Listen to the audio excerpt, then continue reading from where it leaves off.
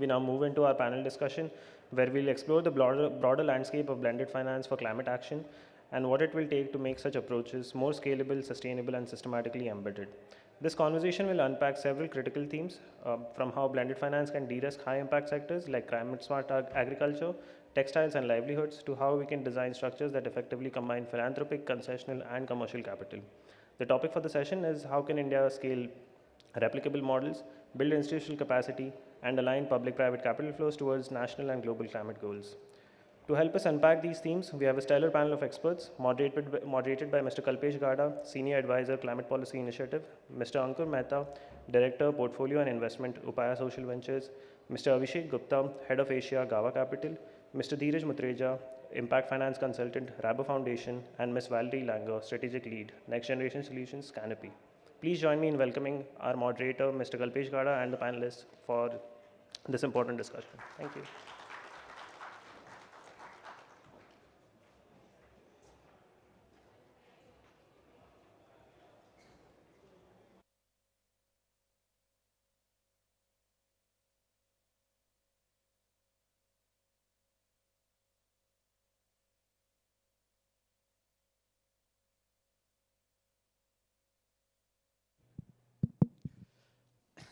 Okay, thank you. Good afternoon to all of you. Blended finance, typically the subject which often gets a whole lot of interest. In fact, I think it would be fair to say that if we are talking about climate finance and the concept of blended finance doesn't get uttered, then that would be a surprise. I don't think there is any research report in recent times or any panel which goes on climate finance, which goes without mentioning blended finance. And here we get to chat about blended finance itself. So let's try and unravel this. In fact, often it seems as if blended finance is like the go-to solution for every climate problem. And yet, how we heard Shalabh saying yesterday very clearly that it's not really a panacea for every problem. So at the outset, I think it'll be a good idea to just go around the table and from your own expertise and experience, all of you have some role to play. You've been participants in blended finance structures one way or the other. So from your vantage point, what do you really see as the best fit use case for blended finance? And would you say, is there a certain type of a sector, certain type of a transaction size, certain type of a financing situation where blended finance is more suitable than the other?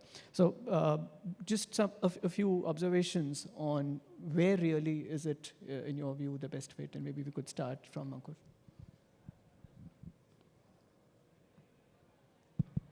Hi, so I represent Upaya Social Ventures. Upaya invests in companies that create jobs for the poor, dignified jobs for the poor. Yeah, very interesting question, Kalpesh. So it's important that the money, which is very crucial, very precious money, philanthropic money, which it has to go in the right places. It should go in those projects which have the ability of becoming profitable, which have the ability of becoming economically viable, but they need some support, they need some time to be able to stand on their feet. If that is not the case, if it goes in projects which are not ultimately going to work out, then it's good money going in bad places. So that is where we've also seen from our practical experiences, and I'll just share something that we did so that it's a little interesting.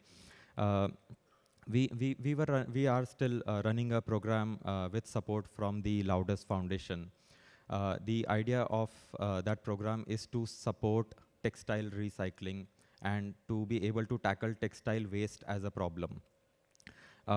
Plastic waste, to a great extent, the ecosystem is developed in India, but textile waste is where a lot of things have to be still fixed, and it's at a very nascent stage. So just to give you an example, textile waste generated in a state like Kerala or Karnataka has to travel all the way north to Panipat for it to get recycled. That is, in fact, carbon negative. So a lot of things which which have resulted in this kind of a situation. So what we did is that we funded 2 companies in the southern part of India for them to be able to uh, uh, set up that kind of textile recycling facilities, and this is low cost capital for them. This is outcome based financing. So what we did is uh, if they achieve outcomes in 3 broad verticals, one is social impact, which is, let's say, number of jobs created, number of people moved from informal to formal economy. Then there is climate impact, number of tons recycled, etc. Then the third one is business impact itself. Can the project become profitable in XYZ time period? If they achieve all of this, then the cost of capital keeps coming down. And if they achieve all 3 of them, then the cost of capital becomes 0. The whole idea is that this becomes a blended finance model, so that all these textile recovery facilities reach a certain stage where they can actually become viable for private investors, for return-seeking investors to come in. Because today, return-seeking investors will not invest in textile recycling facilities. Because there is a question mark on the market linkage. There is a question mark on the technology itself, mechanical versus climate recycling. So this is where we've seen that these companies were able to take that leap of faith, because this kind of philanthropic money was available to them, and now they are at a stage where, let's say, in a year's time, they will be ready to raise private capital. So, yeah.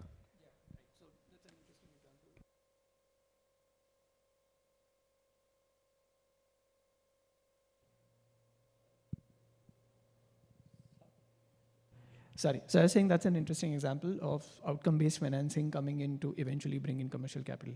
Yet, Abhishek. Yeah, I mean, unfortunately, I don't have an example of a best fit case. So because I think that blended finance actually is required or can work across ticket sizes, across different parts of the supply chain, across stages, across scale.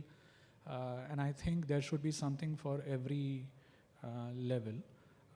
But of course, my personal view is that wherever blended finance is being used, it has to be used in a way that at the end of the blended finance experiment, there is visibility of it being viable on a continuous basis on its own. If that is not the case, then it means that there has to be a perpetual flow of blended finance, which may not be inappropriate, because some circumstances require that, especially if you're dealing with the lower income segment or you're dealing with high OPEX operations in remoter locations. But when you design blended finance programs for those kind of situations, you have to keep in mind that this is a perpetual need, and there has to be a perpetual flow of capital. Otherwise, the entire effort put in that kind of an initiative goes waste once the initial pool of capital gets over. So yeah, so the good thing is that it's not as if it is suitable only in certain circumstances. What I hear you saying is that it is not so much to do with a particular transaction size or structure, et cetera, but there has to be that visibility that this is not going to be a forever requirement. Yeah, and we're going to go deeper into some of that. Dheeraj. Hi everyone, I will start with a brief introduction of Rabo Foundation. Rabo Foundation is social fund of Rabo Bank based out of Netherlands. It has an objective to improve livelihood of smallholder farmers in developing countries. In India, we work with our partner banks and NBFCs to enable access to credit to smallholder farmers, FPOs, agtech startups, and agri SMEs working closely with smallholder farmers. We have, worked on many blended finance structures using guarantees, technical assistance, concessional capital to our partners to make sure that credit is made available to the borrowers that I mentioned earlier. Now, I will speak in the context of agri-finance because our mandate is agri. We have limited ourselves to this sector, and I can tell you from my experience in working in this segment that agri-finance is quite complex.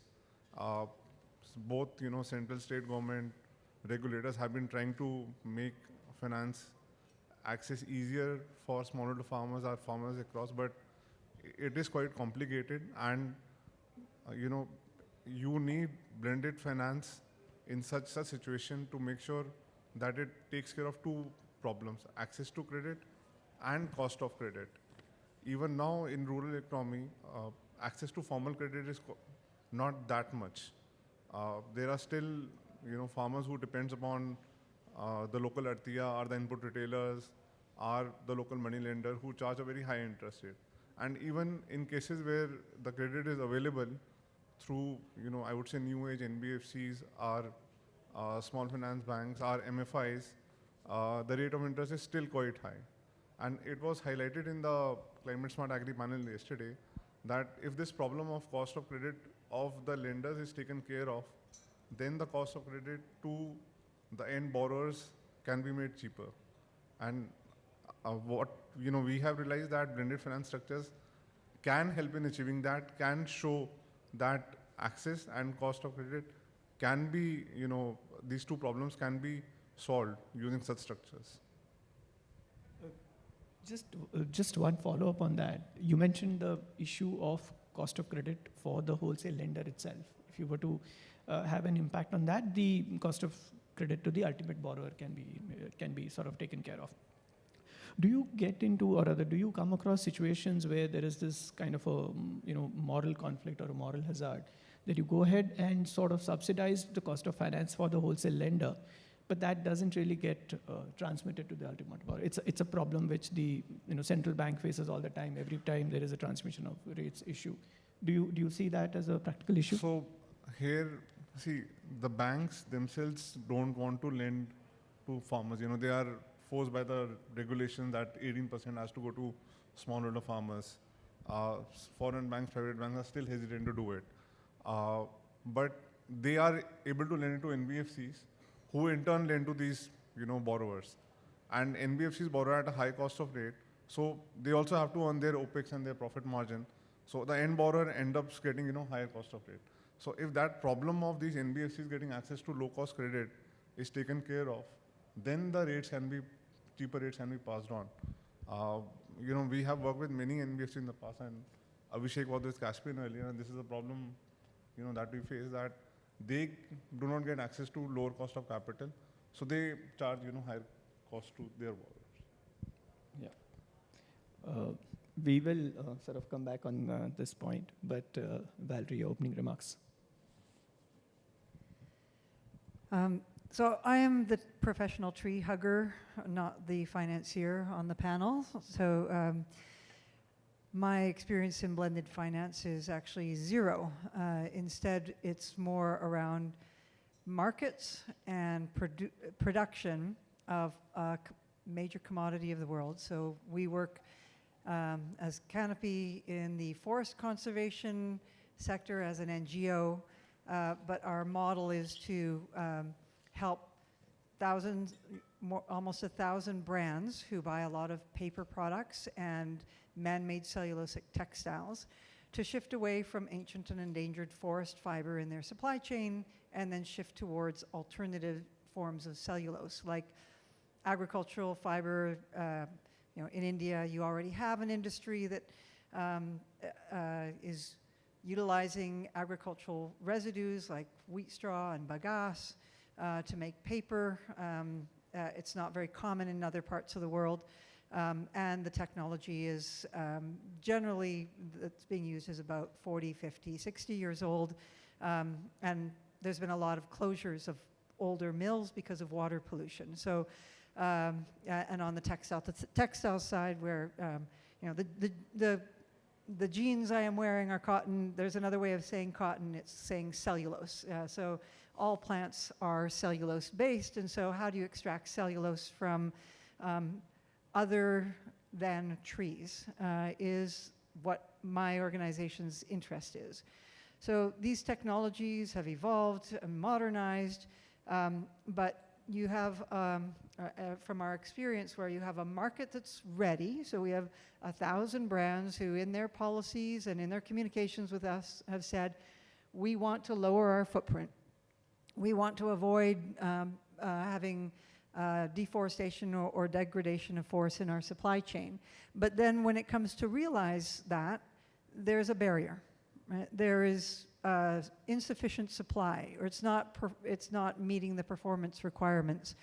And so there's this opportunity to create a modern commodity industrial sector that meets the modern day policy and needs and some of the emerging regulations in key markets like the European market for textiles and paper. But it sounds like everything should work out, but it doesn't, because you need some kind of a convening factor in the space to connect the market, the finance, the technology, and the willing producer. Who are those willing producers? And what we've found is that there's a lot of interest if the market is there, but the cost of money is, it's not that there may not be money available, but is the cost of money right for the kind of commodity that we're talking about having built up to, let's say, 10 million tons of non-wood pulp production in India to supply both domestic and global markets. So the blended finance project that Canopy is working on right now is at the very early stage of convening a set of multilateral banks, some of the major philanthropies, some of our big partners like H&M and PVH, some of the large market side of this, to talk about how could they deliver the market signals that are incentivizing for both investors and the paper mills or the pulp mills or the innovators that could scale but haven't scaled yet with new technologies. In order to make this work, we've been talking about a blended finance model for India, which would be mobilizing $2 billion in capital that can work across a value chain that has to move in lockstep with each other. Because it's not one company, it's multiple companies that have to scale at the same time, and they're in different parts of the value chain and need different types of capital. So a farmer who has 1 hectare of land, but in aggregate with hundreds of farmers could provide 100,000 tons of wheat straw into a pulp mill.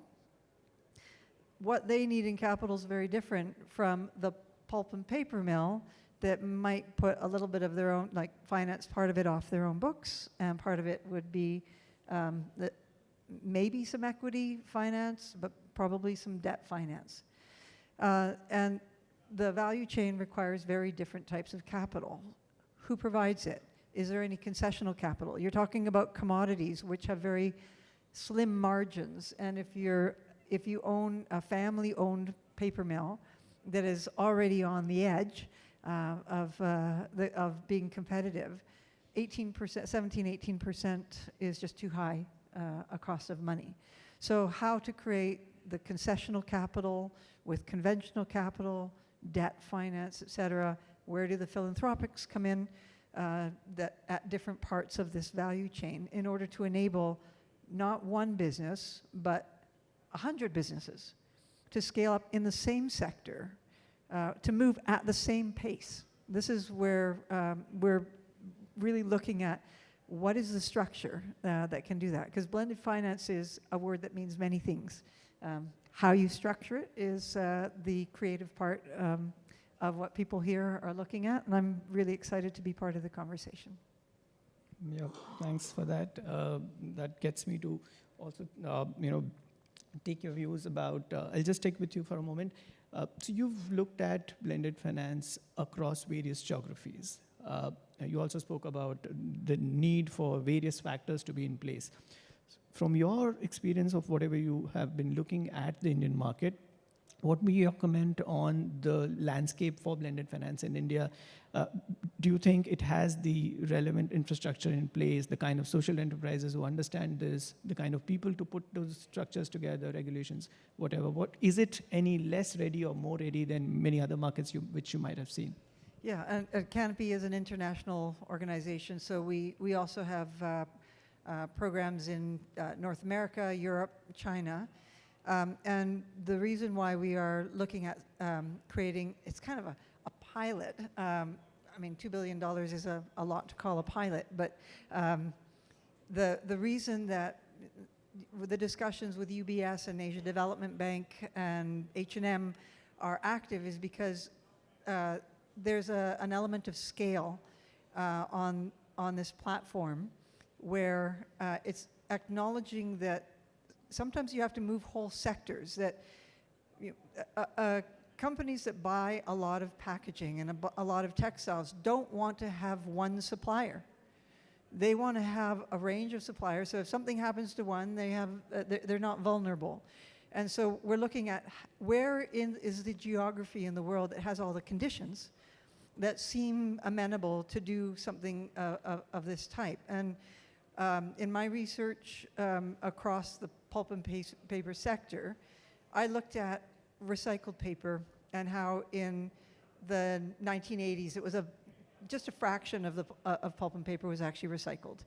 And between 1990 and 2000, in that decade, around the world, 60 million tons of recycled paper capacity got built around the world. And in the last 10 years in India, in 5 years, India built 10 million tons of that capacity. So it's a region where this kind of commodity build at this kind of scale has happened. It's a sector that's used to bringing in new feedstocks. The pulp and paper industry used to be a wood industry. And then they introduced recycled, which is a completely new way of gathering your feedstock and very disaggregated feedstock, and then pulling it to large industrial facilities. So India already has almost 2 million tons of agricultural fiber feedstock. One of our partners is Birla Cellulose, who's very keen on this, and so they're the second biggest man-made cellulosic fiber producer in the world. And so the conditions around how Indian businesses think, the feedstock being here, the fastest growing economy. I mean, there were just a whole bunch of conditions that we said this is the place where we should look at building a pilot of this scale. And if it works here, then how can it work in Southeast Asia, South America, in other regions? So that's why we're really focusing here. Yeah, so we're hearing that a whole host of conditions which you typically look for, they are in place here in this country. But Ankur, just stretching that same argument further. So typically, in the context of blended finance, we all keep hearing that this is too complicated, too complex, etc. So in your observation, what do you think are the most common or critical execution challenges to really put such structures together? Yeah, I think structuring cost itself becomes a challenge because in India we have a lot of fragmented industries, many small players in each industry, and if we look at blended finance at a company level or at a project level, it's going to be a small ticket size, and every transaction has to be structured, customized, specific to that company or project, which means that there will be a lot of structuring cost, and sometimes it just becomes unviable because of the ticket size itself. That is one. Second is impact measurement itself. Whatever are the outcomes or impacts that were envisaged in the beginning, how do you measure it? Even if you, one is the cost part of measuring it, second is the reliability of those results itself. Whether it is social outcomes or capital or climate outcomes. Both, we don't really have a very well-established mechanism, a cost-effective mechanism so far. The third part, I would say, like you mentioned, regulatory challenges also. There have been some improvements in that space, but even today, like FEMA, FCRA guidelines will not allow you to do a lot of things.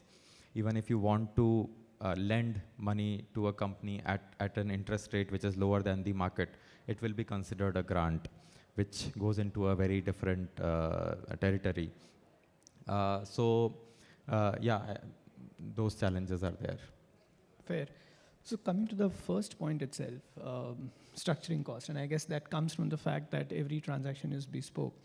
Abhishek, do you think this part about blended finance structures being bespoke, is that the inherent nature of the animal and that stays?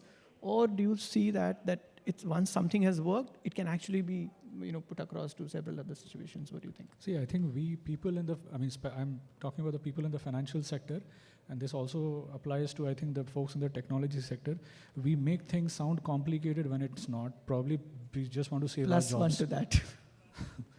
So, at least in my experience, the same structure can be replicated. So previously I used to work in Caspian debt. We had done multiple, transactions of different types of structures, but in a lot of cases, 2 or 3 cases, we replicated the same structure. Currently, I work with Gawa Capital. We have 2 consecutive funds. It's essentially replicated the same structure. Yes, the first time you do it, there's a lot of headache, but I think it's not rocket science.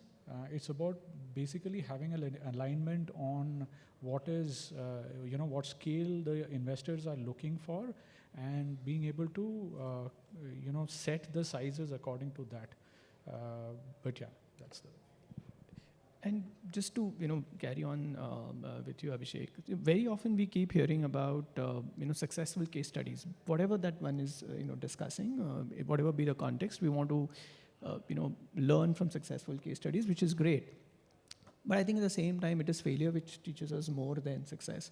So in your own experience, do you think there has been any failure, or just ended up learning out that this was not the right way to go? This was not the right solution, etc. Anything of that sort which is worth sharing? At least in the blended finance programs that I've directly worked in, luckily I wouldn't say any of them were like a complete failure.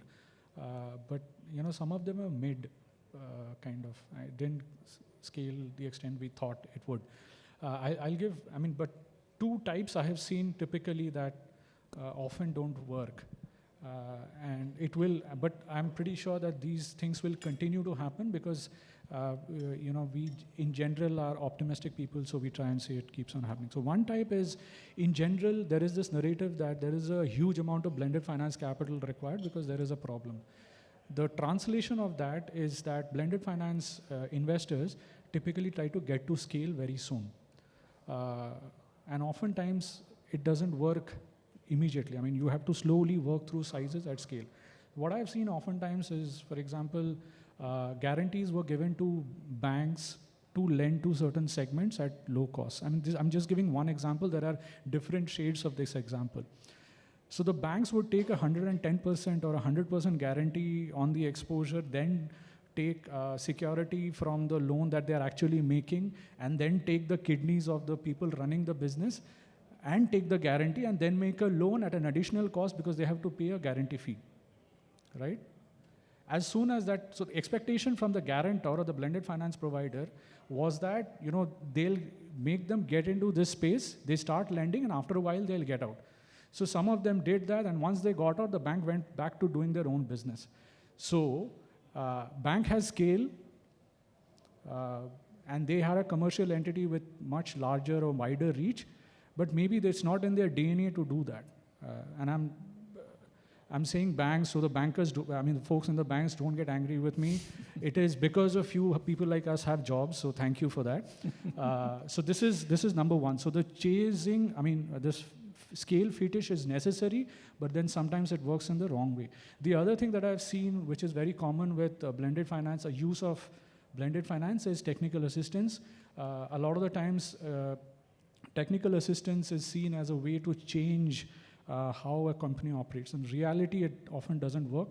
And there are some examples where I worked on them directly. But again, intentions were in the right place. I'm not complaining about that. It's just that, for example, there were sanitation-related projects. There were climate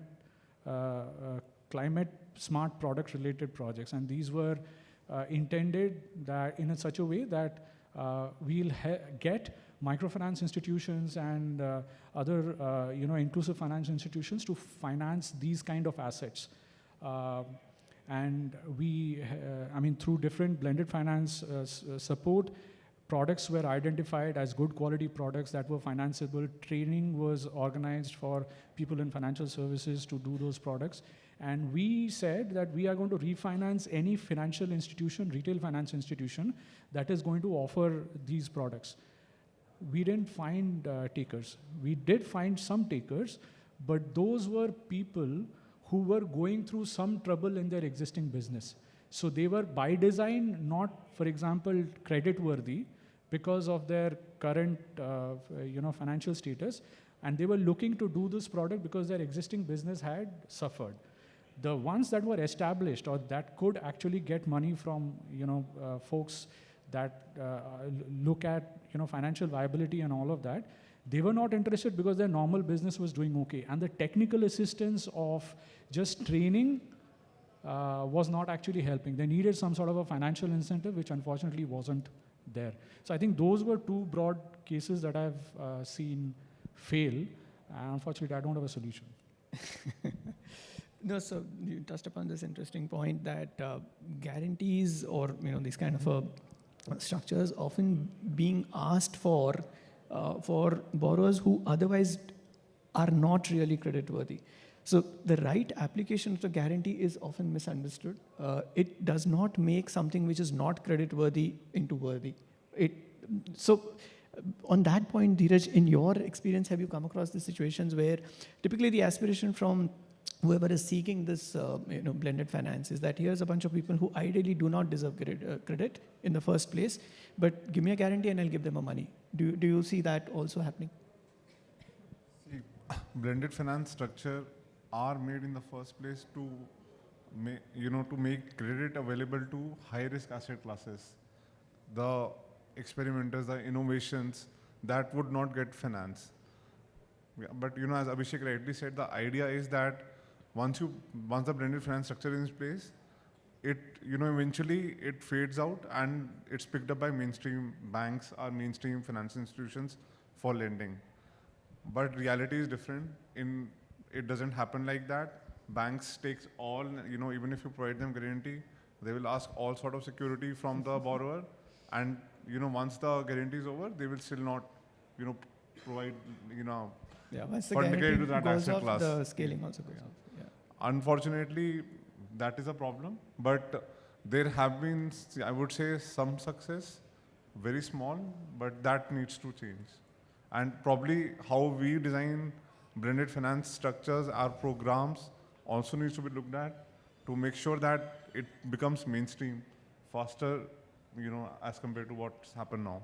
Yeah, in fact, that was going to be my next question, that very often, the idea is really to use blended finance at a pilot stage and hope that it'll eventually become mainstream. So this pilots to scaling, is that practically possible? Or do we, in the near term, expect blended finance to perennially keep, remain in the pilot stage and it keeps getting used from one pilot to the other? Do you think the scaling thing is a reality?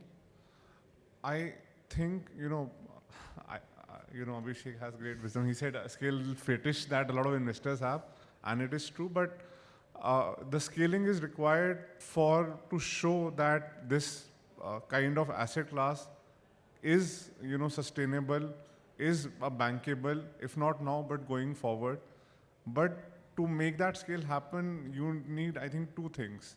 One is availability of capital by the right investors. And here, I mean, you have to involve, at the, I think, initial stage, bigger philanthropies, DFIs, and mainstream banks. Because if you keep doing it with, if you do not involve banks who do not see the proof of concept, graduating from being a pilot to a scale stage, they will not make it into an asset class. So when you make a big scale, big blended finance program, if you get even one or two big banks involved in it, the bank will definitely see some outcome of that over the course of the program, like 4, 5, 8 years. And it takes that long. That I agree. It cannot be a 1-2 year program. A blended finance program has to be a long-term program. Second, regulations.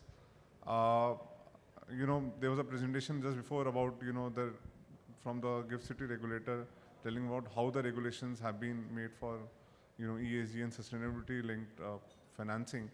But I think for India as a country, the central regulator has to do something to consider blended finance as a separate, under a separate set of guidelines. And if those regulations are favorable, then a lot of blended finance sector can be implemented. Abhishek, do you agree with this point on regulations? There needs to be a Yeah, central I mean, set of today you regulations. can't do blended finance in India. We are all talking about it, but the regulation just doesn't allow it. We are just talking theory. The only blended finance that I think is possible in India now is technical assistance, which I said on its own has no value. You have to have some sort of a risk mitigation, some sort of a financial incentivization. I was hearing about, newer stories like even basic standard products like guarantees also being questioned now because of some regulatory changes. So as of now, you can't do it in India.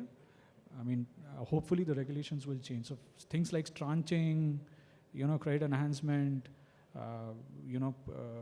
outcome-based grants being, put in for outcome-based financing. I don't think you can do any of that at scale. While all of that may not really be doable, but if one was to just look at, and you're probably referring to the SEBI 2022 regulation, which stopped AIFs from doing preferred distribution. After that, they came up with a clarification which said that this preferred distribution is okay if the investors are some certain specified investor categories, which is basically multilaterals and DFIs, etc. While that doesn't solve the entire problem, does that help a bit? Yeah, that should help, but typically, in my experience, for these kind of products, at least the DFIs, not maybe the multilats, DFIs don't have the risk appetite. So you need somebody like a philanthropic organization to take that risk, and philanthropic organizations are not mentioned on that yeah. list. So that's a big shortcoming. I'm conscious of time. Before I get into my next set of questions, I really don't want to get into the situation where we are running out of time. And therefore, we'll first open the floor for audience questions. I'm sure there'll be quite a few, and I'll come back to my questions if we have time.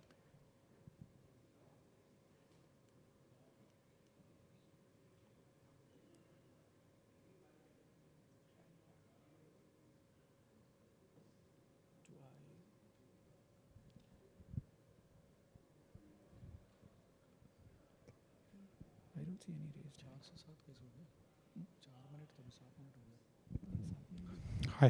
Hi, my name is Anand. I represent Child Fund. It's a not-for-profit based out of India, but in other parts of the world as well. My question goes to Abhishek and Ankur both. There is a role that not-for-profit have played, and Abhishek was just mentioning that the space in terms of grant outcome-based funding has almost closed in the Indian market. But NGOs have a space in terms of evolving blended finance in communities. So do you see that growing in the future? Do you see that NGOs will continue to play a role in that? Ankur, maybe I can also add to the question on, so your organization focuses on building employment for, the most marginalized. And when we work in communities, those are the marginalized groups where we work with. So do you see a role of NGOs there as well? I don't know how the outcome-based financing flow will happen. So there is a lot of gray, and I can't comment on that. But one model that I've seen work pretty well side by side in specific segments like education and healthcare is that the NGO works in healthcare and raises CSR funds for its operations, which is essentially used as a sourcing channel for the healthcare service provider. In a way, it is subsidizing them. So not directly, but indirectly by partnering with a non-profit NGO operating on the field, which is able to raise grants. The for-profit social enterprise is able to leverage soft money to run its operations in a way to give it, to generate business or to subsidize its operational expense. So I think that model will continue, but in specific sectors like health and education where CSR is available. The other sectors, I don't know, probably Ankur will know better. Specifically on your question on NGOs, can they be supported by blended finance? I don't think that is possible, but I would still like to talk to you separately and understand what exactly is it that you're trying to achieve. Right. Any other question? I see your hand raised there. Hi, this is Rohit here from First Grid. Having done government guaranteed lending in the US for a decade, I see that as a big opportunity in India because we don't have that model here. I know Abhishek, you touched upon that. So do you see any future where government guarantee, like DFC, we used to work with DFC in the US. So some agency like a DFC or local Indian agency can guarantee and then you can pull in capital and that structure can work in India? Yeah, maybe Abhishek, if you can answer. Yeah, I think there is a possibility, but government being government, the scale at which they look at things and the type of problems they want to solve, and the execution speed, it would vary. But of course, if they do it in the right way, it could unlock massive scale. So yes, there is an opportunity, but what matters is how is it executed. I think that's where our biggest pain is. And nothing to, while we can complain, there are good reasons why that is what it is, because all of us somehow tend to game the system. So government tries to prevent that and ends up making the system bureaucratic. So that's what it is. And I can just add a couple of bits to that. So it's not as if India has not seen government guarantees, both guarantees coming from the sovereign as well as guarantees coming from various states for ULB borrowing or various state-related borrowings, etc., has happened in the past. In fact, it's usually been used for a very different purpose. So it's been like the government of India guaranteeing some Air India borrowings when Air India was in a very bad shape. So it was used in that context rather than for something very productive and development-oriented. Even at the state level, very often the intention was for various types of borrowing which was happening directly under the state balance sheet to be moving out to the capital markets. It was thought that as a first step, let's get them to borrow with our guarantee, eventually let them borrow without the guarantee itself. But various problems happened, one of them being the states themselves not being, honoring the guarantees in a timely fashion, etc. So that concept of payment, once you have guaranteed, it needs to be coming exactly on the time, that itself was foreign to various states. So after that, by and large, that thought itself has been ditched. But conceptually, it has been used in the past, potentially can be used even in the future. One very specific example I can think of is there was these pooled borrowing which was done by various bunch of ULBs in Tamil Nadu, Karnataka, etc. Various tiers of credit enhancement had been used there, one of the tiers being a guarantee by that respective state. So in that sense, there's no reason why it can't be used in the context of climate, especially in the context of resilient infrastructure. So it's possible. We have one more question from Divya there.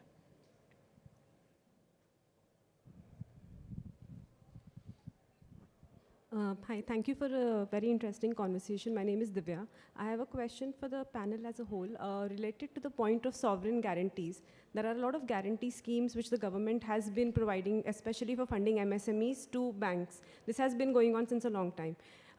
Given the challenge of greening of MSMEs, or how can they be brought into the entire climate story, is there a way that banks could kind of leverage these existing schemes to bring in that green aspect? If yes, why would that not be happening till now? Any perspective on that, or what is it that they could consider to make these kind of schemes also having a green component? Because I don't think there's any restriction as such from the sovereign side. For the panel as a whole, not for specific. Maybe I can just add something to that, and you could get that. So you're probably referring to the equivalence of CGT MSc and CGFMU. Now, conceptually, that framework is already in place. It's been working well for whatever number of years. I think there's no reason for it to not have either a carve-out for green separately, or a guarantee scheme which is sort of a replica, but specifically for green. You already have the implementing agency in place. So pretty much everything applies, except that there needs to be a green angle to it. So conceptually, it should work, I guess. And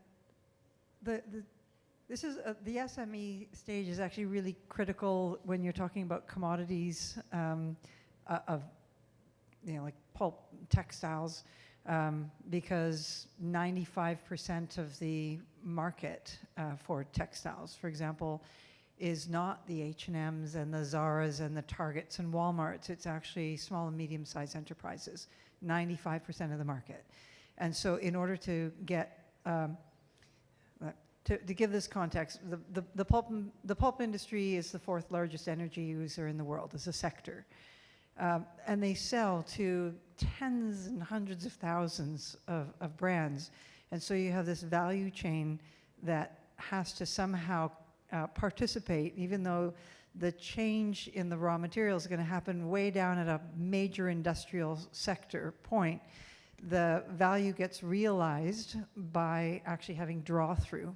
And in some cases, it's going to be small and medium-sized enterprises that have to do some small retooling in order to accept the new material that's coming through. Some cases, it's just drop-in. It actually kind of depends on the technology and which type of commodity you're talking about. But it's really critical to have this proof of concept piece. And so this is an area where blended finance actually has its specific purpose in moving major commodities out of high carbon raw materials into lower carbon options. And that is to actually look at what happens in the value chain and work with some key small and medium-sized enterprises in the value chain and help create that market pull through.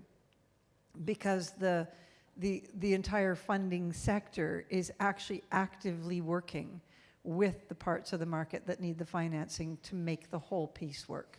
Once you get those wheels rolling, it becomes more apparent to everybody else around. You have the success. And that's where I think that you have the follow-on capital. You create the proof of concept first, but you have to have some small and medium-sized enterprises engaged. And that is where you have targeted approaches to the financing to create a flow-through approach. Thank you. Right. Thank you. And with that, the timer tells us that we are done with this session, so we come to the end of this session. Thank you very much for a patient hearing, and thank you to all of you for sharing your perspectives. Back to the ISC team.